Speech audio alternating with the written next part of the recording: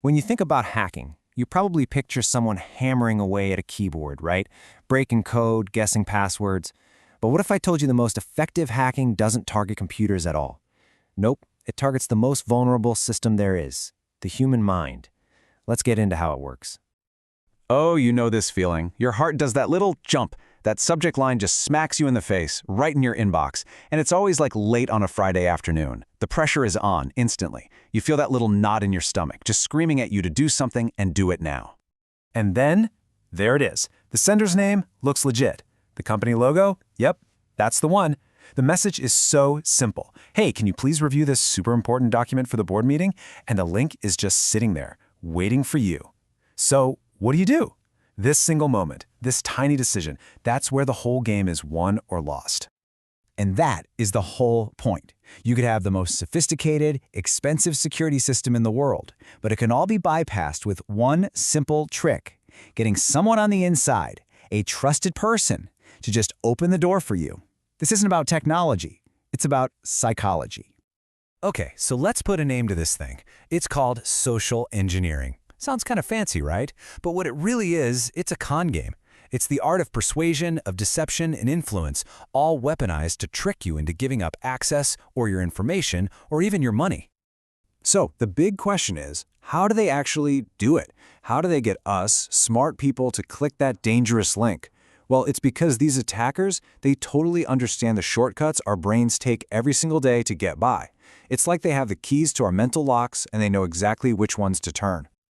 All right, first up, authority. Think about it. Since we're kids, we're basically hardwired to respect authority figures: parents, teachers, bosses.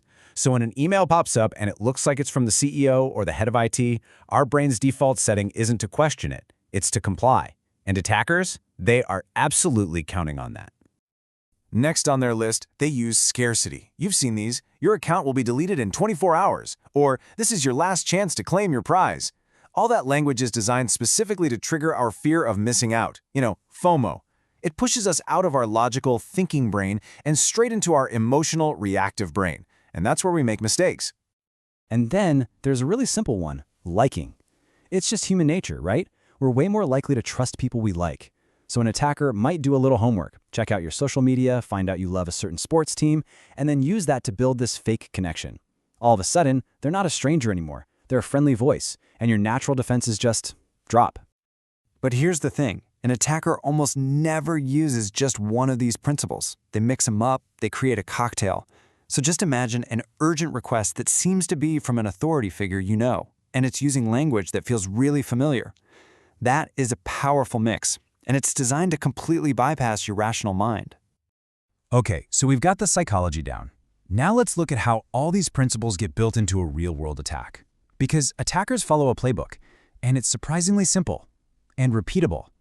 First, it all starts with research. They're on LinkedIn, company websites, your social media. They're learning who you are. Then, they build their story, what's called a pretext.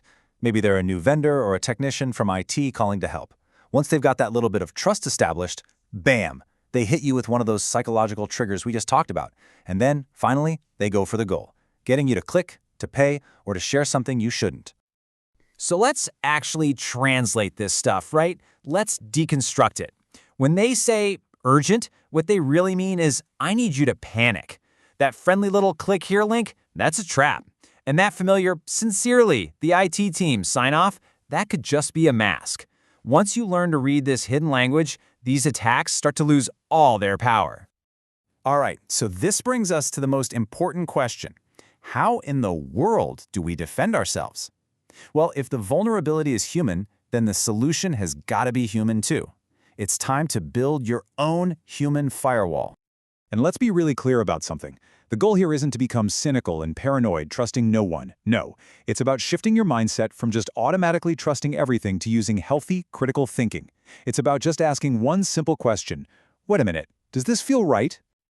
Your most powerful weapon against all of this is incredibly simple. Are you ready for it? Just pause. Seriously, when you feel that rush of urgency, that little jolt of fear or excitement, that is your signal to just stop. Take a breath, do not click, do not reply. The attacker's entire strategy falls apart if you just take that one moment to think. Okay, so after you've paused, the next step is to verify. But here is the absolute key. You have to do it through a completely separate and trusted channel. You get a weird email from your boss asking for something? Don't just hit reply. Pick up the phone and call them or send a text. If a website asks you to log in, don't use the link they gave you. Go to the official website yourself by typing it into your browser. And the last step is simple. Report it. It doesn't matter if it's a real attack or just a false alarm. Let your IT or security team know what's going on. Hitting that report phishing button in your email does way more than just protect you. You're helping protect your entire organization. You actually become part of the collective defense. So let's zoom out for a second. What this really all comes down to is a new way of thinking about trust in our hyper-connected digital world. We just have to learn to navigate it a little more consciously, you know?